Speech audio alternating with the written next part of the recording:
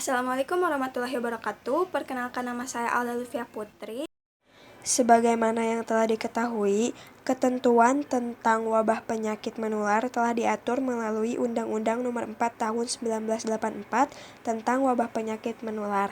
Namun, undang-undang ini memiliki berbagai keterbatasan. Di antaranya, yang pertama, undang-undang ini tidak secara spesifik mengatur dan menetapkan ruang lingkupnya atau objek yang diatur.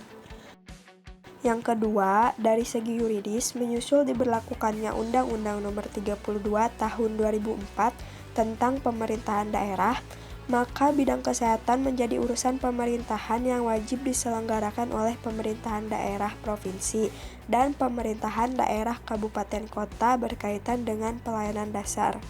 Sementara itu, dalam Undang-Undang Nomor 4 Tahun 1984 tentang wabah, belum mengatur secara spesifik tentang pembagian dan kriteria yang jelas mengenai penyediaan sumber daya antara pemerintah pusat dan pemerintah daerah. Yang ketiga, perlu ada koordinasi jejaring kerja dan kemitraan yang jelas dalam suatu peraturan mengenai wabah. Demikian pula pengaturan keterlibatan lembaga donor internasional maupun negara asing dalam kerjasama penanggulangan wabah. Sementara itu, dalam Undang-Undang Nomor 4 Tahun 1984 tentang wabah ini belum diatur mengenai hal tersebut. Selanjutnya, hal lain yang belum diatur dalam Undang-Undang Wabah tahun 1984 ini adalah mengenai pembinaan dan pengawasan dalam penanggulangan wabah. Aspek ini menjadi penting untuk diatur agar dampak yang akan timbul diminimalkan. Yang kelima, di samping masalah epidemiologi penyakit, dalam penyelidikan wabah apabila ditemukan unsur atau bukti yang mengarah pada tindak pidana, perlu diatur dengan jelas tentang prosedur penyidikannya. Dalam Undang-Undang Wabah tahun 1984 tidak diatur mengenai penyidikan. Yang keenam, ketentuan sanksi dalam Undang-Undang Wabah tahun 1984 dinilai masih sangat terbatas. Di samping itu, rumusan sanksi pidana kurang memperhatikan perkembangan tentang teori pemidanaan, khususnya tentang sistem sanksi. Yang ketujuh, amanat peraturan pelaksana dari ketentuan Undang-Undang Wabah tahun 1984 banyak yang kurang tepat. Misalnya pasal 8 Undang-Undang Wabah tahun 1984 mengamanatkan bahwa pelaksanaan pemberian ganti rugi diatur dengan peraturan pemerintah. Ketentuan ini sebetulnya bersifat teknis sehingga tidak tepat jika peraturan pelaksanaannya berupa PP atau peraturan pemerintah. Kedelapan, menyusul telah diundangkannya Undang-Undang Nomor 36 Tahun 2009 tentang kesehatan, maka perlu sinkronisasi peraturan yang terkait dengan wabah, khususnya kedudukan undang-undang ini, yang seharusnya menjadi undang-undang payung bagi pembentukan undang-undang lain di bidang kesehatan.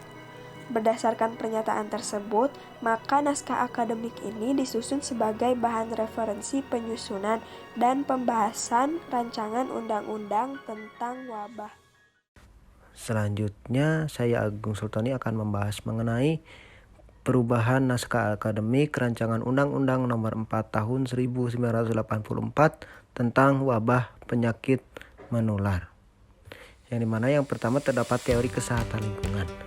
Teori kesehatan lingkungan merupakan suatu teori yang berasal dari ilmu multidisipliner yang dimana terdapat dinamika hubungan interaktif antara sekelompok manusia masyarakat dengan berbagai perubahan komponen lingkungan hidup manusia yang diduga dapat menimbulkan gangguan kesehatan pada masyarakat, dan dalam mempelajarinya sebagai upaya untuk penanggulangan dan pencegahan serta upaya pencegahan primer yang dimaksudkan untuk menghambat perkembangbiakan penyakit dan juga faktor risiko yang berhubungan dengan penyakit. Kemudian yang kedua ada teori negara kesejahteraan, yang dimana seperti yang kita ketahui bahwa dalam sistem pemerintahan Pemerintahan juga berperan dalam bertanggung jawab atas dianutnya konsep negara kesejahteraan, yang dimana negara tidak hanya menjadi keamanan warga negara saja atau masyarakatnya, tetapi harus menjamin adanya kesejahteraan, termasuk kesejahteraan dengan terhindar dari wabah penyakit. Kemudian terdapat juga kesehatan masyarakat. Kesehatan masyarakat diartikan sebagai aplikasi dan kegiatan terpadu antara sanitasi dan pengobatan dalam mencegah penyakit yang melanda penduduk atau masyarakat. Kesehatan masyarakat juga adalah kombinasi antara teori dan praktek yang bertujuan untuk mencegah penyakit, memperpanjang hidup, dan meningkatkan kesehatan penduduk. Sehingga kesehatan masyarakat juga dapat disimpulkan bahwa sebagai aplikasi keterpaduan antara ilmu kedokteran, sanitasi, dan ilmu sosial dalam mencegah penyakit yang terjadi dalam masyarakat. Kemudian juga terdapat epidemiologi. Menurut Howells menyebutkan bahwa epidemiologi merupakan suatu ilmu yang mempelajari tentang timbulnya perjalanan dan pencegahan penyakit, terutama penyakit infeksi menular. Sekian dari saya, terima kasih.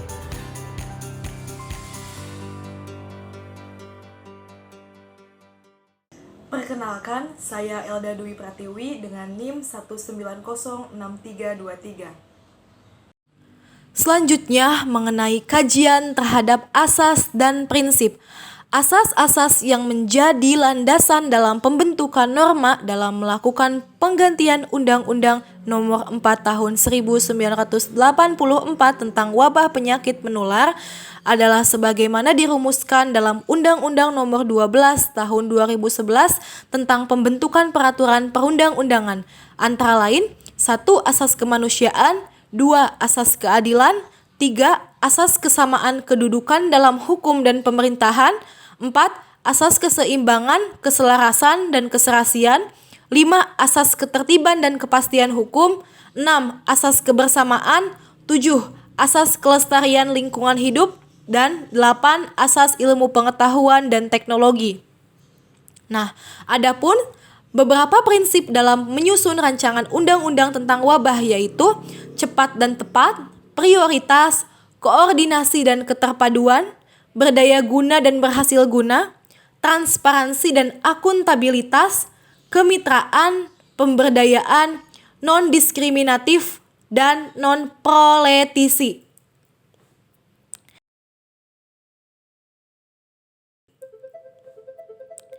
Selanjutnya, beberapa pertimbangan perlu direvisinya Undang-Undang tentang wabah penyakit menular, diantaranya pertama, bahwa penyakit merupakan kejadian yang tidak mengenal batas wilayah, baik wilayah dalam negara maupun wilayah antar negara. 2. Bahwa dalam penanggulangan wabah penyakit menular masih terlihat belum adanya koordinasi yang bagus antara pemerintah pusat dan pemerintah daerah karena belum adanya pembagian kewenangan yang jelas, misalnya dalam hal penetapan dan pencegahan. 3. Penanggulangan wabah belum memanfaatkan kemajuan ilmu pengetahuan dan teknologi secara optimal. 4. Belum tersedianya sarana prasarana, tenaga profesional, dan dana yang memadai sehingga penanggulangan wabah banyak mengalami hambatan. 5. Upaya preventif belum menjadi prioritas penanggulangan wabah. Penekanan masih di bidang kuratif sehingga berpengaruh terhadap ketersediaan sarana dan prasarana, tenaga profesional, serta dana. 6. Peran masyarakat dan organisasi kemasyarakatan dalam penanggulangan wabah penyakit menular masih sangat terbatas. 7. Perlindungan terhadap tenaga kesehatan yang terlibat dalam penanggulangan wabah penyakit menular, termasuk tenaga peneliti di laboratorium, belum dilakukan secara maksimal karena regulasinya belum terkait dengan penetapan kasus KLB dalam praktek terjadi ketidakakuratan data yang menyebabkan terjadinya kendala. 9. Masih lemahnya sistem surveillance penyakit. 10.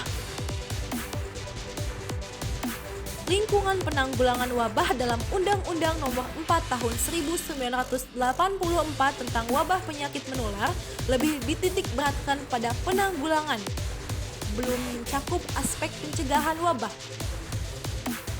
11. Dengan adanya otonomi daerah, perlu ditekankan kewajiban penganggaran yang cukup untuk upaya penanggulangan wabah. 12. 12. KLB penyakit menular hanya bertumpu pada Kementerian Kesehatan dan jajarannya saja, padahal persoalan penyakit menular sesungguhnya bagian dari dampak persoalan di bidang lainnya. Sebut di antara Ke-13, Undang-Undang Nomor 4 Tahun 1984 hanya membahas wabah penyakit menular yang memang mempunyai resiko menelan korban jiwa, tapi juga penyakit tidak menular dan akibat perkembangan iptek yang dapat berdampak pada korban jiwa seperti kimia, pestisida perlu diatur dalam Undang-Undang Wabah. Assalamualaikum warahmatullahi wabarakatuh. Perkenalkan, namaku Gina Salsabila Susanto dengan NIM 1902046. Di sini saya akan melanjutkan pematerian mengenai bab 3 tentang evaluasi dan analisis peraturan perundang-undangan terkait terhadap penggantian Undang-Undang Wabah tahun 1984. Di antaranya 1. Undang-Undang Dasar 1945, 2. Undang-Undang Nomor 4 Tahun 1984 tentang wabah penyakit menular, 3. Undang-Undang Nomor 39 Tahun 1999 tentang hak asasi manusia, 4. Undang-Undang Nomor 12 Tahun 2011 tentang pembentukan peraturan perundang-undangan, 5. Undang-Undang Nomor 17 Tahun 2007 tentang Rencana Pembangunan Jangka Panjang atau RPJP, 6. Undang-Undang Nomor 25 Tahun 2009 tentang Pelayanan Publik, 7. Undang-Undang Nomor 32 Tahun 2004 tentang Pemerintahan Daerah, 8. Undang-Undang Nomor 36 Tahun 2009 tentang Kesehatan, 9. Undang-Undang Nomor 44 Tahun 2009 tentang Rumah Sakit, 10. Undang-Undang Nomor 29 Tahun 2004 tentang Praktek Kedokteran, 11. Undang-Undang Nomor 8 Tahun 2009 tentang Perlindungan Konsumen, 12. Undang-Undang Nomor 40 Tahun 2004 tentang Sistem Jaminan Sosial Nasional, 13. Undang-Undang Nomor 11 Tahun 2008 tentang Informasi dan Transaksi Elektronik, 14. Undang-Undang Nomor 14 Tahun 2008 tentang Keterbukaan Informasi Publik, 15. Undang-Undang Nomor 43 Tahun 2009 tentang Kearsipan, 16. Undang-Undang Nomor 14 Tahun 2011 tentang Badan Pengelola Jaminan Sosial atau BPJS, 17. Undang-Undang Nomor 24 Tahun 2007 tentang Penanggulangan Bencana, 18. Undang-Undang Nomor 13 Tahun 2003 tentang Ketenagakerjaan, 19. Undang-Undang Nomor 32 Tahun 2009 tentang Perlindungan dan Pengelolaan Lingkungan Hidup, 20. Undang-Undang Nomor 16 Tahun 1992 tentang Karantina Hewan, Ikan, dan Tumbuhan, 21. Undang-Undang Nomor 18 Tahun 2009 tentang Peternakan dan Kesehatan Hewan. Perkenalkan, nama saya Yesi Stevina Amarsya dengan NIM 1908581. Yang pertama, terdapat landasan filosofis. Landasan bagi pengaturan mengenai suatu wabah terdapat pada nilai-nilai hakiki dan luhur dalam Pancasila yang hidup pada masyarakat Indonesia. Hal tersebut diatur dalam Undang-Undang Dasar 1945 bahwa pemerintah negara Indonesia mempunyai tugas antara lain melindungi segenap bangsa Indonesia dan seluruh tumpah darah Indonesia, memajukan kesejahteraan umum, dan mencerdaskan kehidupan bangsa. Suatu negara wajib untuk menjamin kepastian, keadilan, dan manfaat dalam upaya pencegahan, penanggulangan, dan pemberantasan atau penanganan pada suatu wabah terhadap warganya, termasuk Indonesia. Negara melakukan pembangunan kesehatan yang dapat dilaksanakan sesuai dengan tujuan bangsa dalam menyelenggarakan sumber daya manusia yang cerdas dan sehat dengan justifikasi kuat dan logis yang didukung oleh perencanaan kesehatan dan pembiayaan terpadu. 2. Landasan yuridis.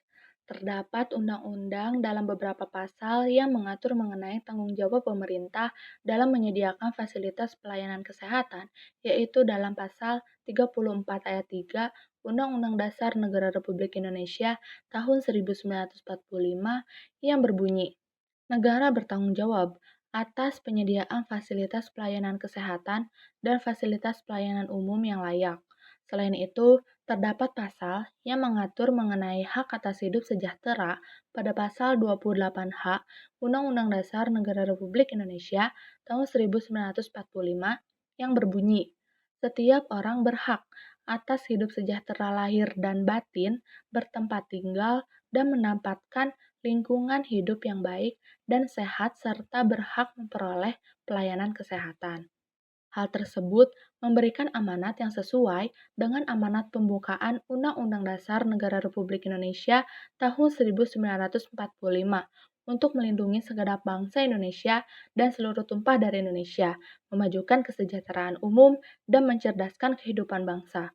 Dengan demikian, dalam Undang-Undang Nomor 4 Tahun 1948 tentang wabah penyakit menular merupakan bukti dalam upaya peningkatan pemberantasan penyakit menular sehingga undang-undang ini dibuat dengan tujuan mengubah konsepsi tentang wabah yang diatur dalam Undang-Undang Nomor 6 Tahun 1962 tentang wabah dan Undang-Undang Nomor 7 Tahun 1968 tentang perubahan pasal 3 Undang-Undang Nomor 6 Tahun 1962 tentang wabah sebagai pengingat adanya perubahan politik hukum di Indonesia.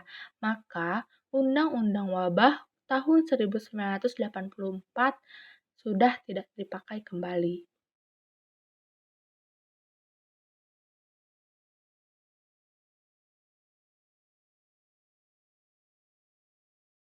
Yang ketiga, landasan sosiologis.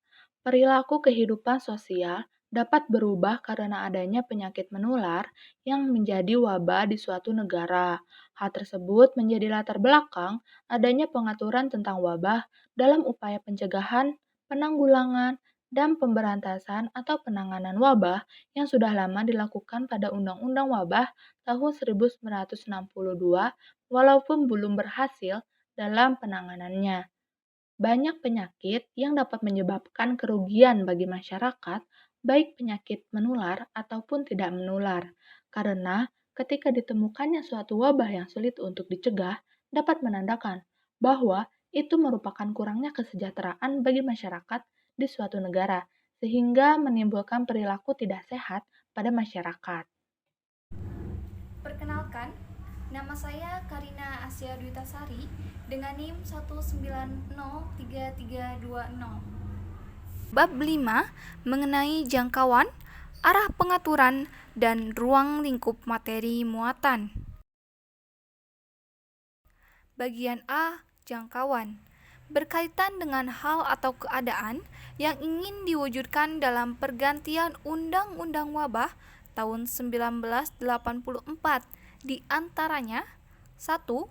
Peraturan wabah perlu dilakukan perubahan, mengingat penyebaran wabah saat ini begitu cepat dengan kemampuan adaptifnya yang begitu tinggi, ditambah dengan kemajuan iptek yang mendorong timbulnya dampak negatif berupa meningkatnya jenis-jenis penyakit dan media penularan penyakit yang menyebabkan terjadinya wabah. 2. Pemenuhan derajat kesehatan yang optimal terhadap hak hidup setiap warga masyarakat menjadi tanggung jawab pemerintah dalam memberikan perlindungan dan akses yang sama kepada semua lapisan masyarakat. 3. Dalam mencegah dan mengendalikan wabah, pemerintah dalam hal ini mempunyai wewenang untuk mengurus segala kepentingan masyarakat dalam bidang kesehatan. 4. Kebutuhan akan pengaturan wabah yang begitu kompleks saat ini belum bisa terpenuhi oleh Undang-Undang Wabah tahun 1984 secara utuh. Maka dari itu, diperlukan usaha-usaha untuk melakukan perubahan atas kebutuhan dalam mencapai tingkat tinggi kesehatan.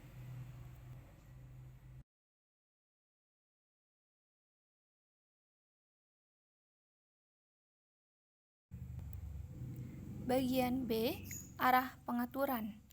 Pada dasarnya, bagian ini membahas arah pengaturan pergantian atas Undang-Undang Wabah tahun 1984. Di antaranya, 1. Rancangan undang-undang akan disusun secara garis besar meliputi tahap penanggulangan sebelum, saat, dan setelah terjadi wabah, baik itu penyakit menular, tidak menular, maupun kejadian luar biasa. Rancangan undang-undang ini akan dibuat untuk mengatur pembagian tanggung jawab antara pemerintah pusat dan pemerintah daerah sesuai dengan kewenangannya, serta penyiapan sumber daya, data, informasi, pemantauan, dan evaluasi yang diperlukan. 2. Pembahasan mengenai wabah ini pada hakikatnya menyangkut segala aspek kehidupan termasuk persoalan hukum, politik, ekonomi, sosial budaya, agama, serta keamanan. Jadi, bukan saja menyangkut persoalan kesehatan. 3. Pengarahan peraturan rancangan undang-undang ini akan dilakukan penyesuaian dan penyelarasan agar tidak bertentangan atau menimbulkan persepsi ganda terhadap peraturan perundang-undangan yang sudah ada maupun dengan ketentuan-ketentuan internasional. Perkenalkan, nama saya Muhammad Fajri Fuadi dengan NIM 1909438. Bagian C, ruang lingkup materi muatan. Bagian ini berisi materi muatan yang akan diatur dalam rancangan Undang-Undang Wabah sebagai pengganti Undang-Undang Wabah tahun 1984. Itu 1. Ketentuan umum. Bagian ini nanti yang mengatur tentang konsep yang digunakan dalam rancangan Undang-Undang Wabah yang baru, mulai dari konsep wabah sampai dengan konsep karantina. Yang kedua adalah materi muatan, membahas tentang poin A, pengenalan wabah terhadap wabah penyakit menular dan wabah penyakit tidak menular, sumber penularan, jenis penyakit, dan media penularan. Poin B, mengenai kewenangan dan tanggung jawab pemerintah pusat dan pemerintah daerah. Poin C, sistem penanggulangan wabah dilakukan meliputi sistem pencegahan, pengendalian, dan pemberantasan. Poin D, penanganan dan pemulihan paksa terjadinya wabah penyakit menular dan berbahaya. Poin E, peran serta masyarakat. Poin F, kerjasama nasional dan internasional. Poin G, surveillance. Poin H, pembiayaan. Poin I, pembinaan dan pengawasan. Poin J, prosedur penyidikan. Yang ketiga ada ketentuan sanksi, membahas sanksi pelanggaran terhadap norma dalam Undang-Undang Wabah yang baru, terdiri dari sanksi administratif, sanksi perdata, dan sanksi pidana. Yang keempat ada pemerintahan wajib menyediakan laboratorium diagnostik terkait wabah minimal tingkat biosafety level atau BSL 3 pada setiap provinsi. Yang kelima ada ketentuan penutup, membahas keberlakuannya undang-undang ini, maka Undang-Undang Wabah tahun 1984 akan dinyatakan dicabut serta tidak berlaku lagi, dan peraturan pelaksana yang ada terkait dengan wabah dinyatakan tetap berlaku sepanjang tidak bertentangan ataupun belum adanya peraturan pelaksanaan baru berdasarkan pada undang-undang ini. Terima kasih.